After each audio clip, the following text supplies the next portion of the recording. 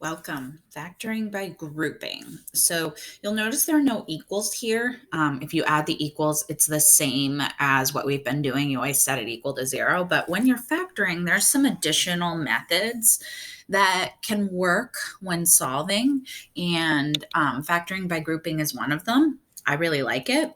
So one reason I like it is it takes a problem like this that can look a little funky and you can still factor it in this form. Now we could also add those two together and then factor, but if you're not the biggest fan of the box method, this can be kind of cool, and it does work for any factor. Well, any problem that can be factored. Let's say that. Okay, so if we look at this, we've got four terms. And the name, factoring by grouping, we're actually going to group a couple of them. So I'm going to group these first two and this last two. And I'll tell you why in a few minutes. So then I'm going to look at just this. And I'm going to think of what is my GCF of just those two terms. Well, I see I can take out a 3, and I see I can take out an x. And then I'm left with an x plus 2. Then I look at now these two terms and I say, okay, what can I do with those? What's my GCF here? Well, my GCF is a positive 4. And then I'm left with x plus 2. Now, I could have rearranged these, and I can rearrange them really in any order I want. But the goal with factoring by grouping is you want what's in your parentheses to be the same thing. Okay, this is just a repeated GCF factoring if we really think about it. So then if I look at this, there's really two terms now. We went from 4 terms to 2 terms. 1 term, 2 terms. Now they look really odd to think of this as 2 terms, but they are. Okay, this would be something and this is something. Okay, so then I'm going to look at this and what is the same in this term and this term. And what's the same in both of those terms is x plus 2, okay? So we're we are taking that out as the GCF, and then we're writing what's left over. Just like when I took out a 3x here, I wrote what was left over. We're doing that here. And when I take this out of this term, I'm left with 3x. And when I take this out of this term, I'm left with 4. There's my factoring by grouping, okay? So that's one example, and this would factor. Now you could do this by the box method, get the same thing. Okay, let's try a second problem. So now if we look at this one, now this looks more like the types of problems we've looked at, right?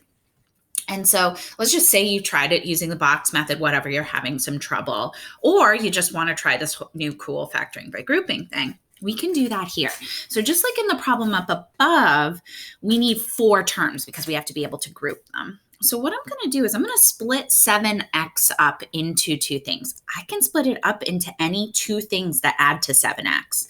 But what I'm noticing is that I'm going to have to take things out that give me something to factor out. So, I don't know. Let's try first.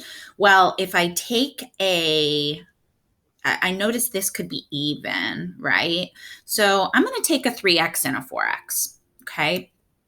And because I see even goes with 2x squared, the 4, I'm going to put that here. So I'm going to break 7x into 4x and 3x.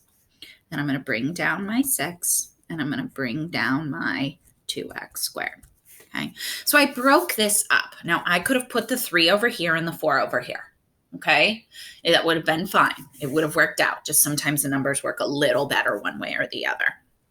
So now I'm going to look and say, okay, can I take something out? And remember, I'm looking for what's left in the parentheses to be the same thing. So here I can take out a 2 and an x, and I'm left with x plus 2. And here I can take out a positive 3, and I'm also left with x plus 2. That's a good sign, okay? Just like we did in the problem above, I look at now my 2 terms. I take out what's the same, and I'm left with 2x plus 3. There's my factored form. Okay. Now let's go ahead and try one more. And this is kind of cool that you can use factoring by grouping for a problem that we actually can't use the box method on, which pretty cool, right? So this one's actually a cubic, and you can factor cubics.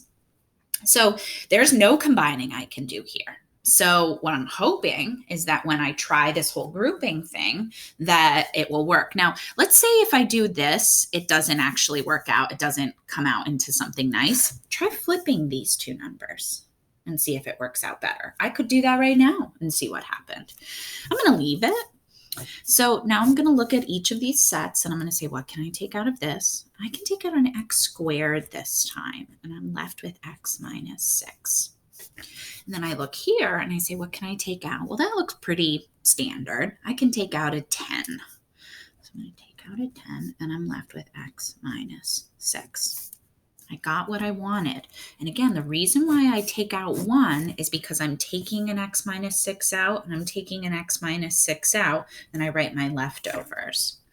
So I take my x minus 6 out and I take my x squared and I write my leftovers there. That's factored. Okay. Now, if you're still wondering, like, okay, why aren't there two x minus 6s here? Well, remember a way to check your, so that's the answer. But remember a way to check your work is you can factor that or distribute this out. So I could distribute using FOIL. I see some of you using that. I could share everything. But don't forget that we've got that nice box that can make this look really good. So if I have it, or make it easy. So x minus 6, x squared, and 10. X squared times x is x cubed. Cool, we needed that. X squared minus 6 is negative 6x squared. X times 10 is 10x, and 10 times negative 6 is negative 60. Now, if there was anything to combine, we could do that, but there isn't, and that's exactly our original equation. Okay, that if we had an extra x minus 6 here, we'd have a cube, and that wouldn't work. Okay. If you're wanting more, if you Google factoring by grouping, you're going to see a lot of examples, and they're good. Obviously, you can reach out to me as well. Good luck.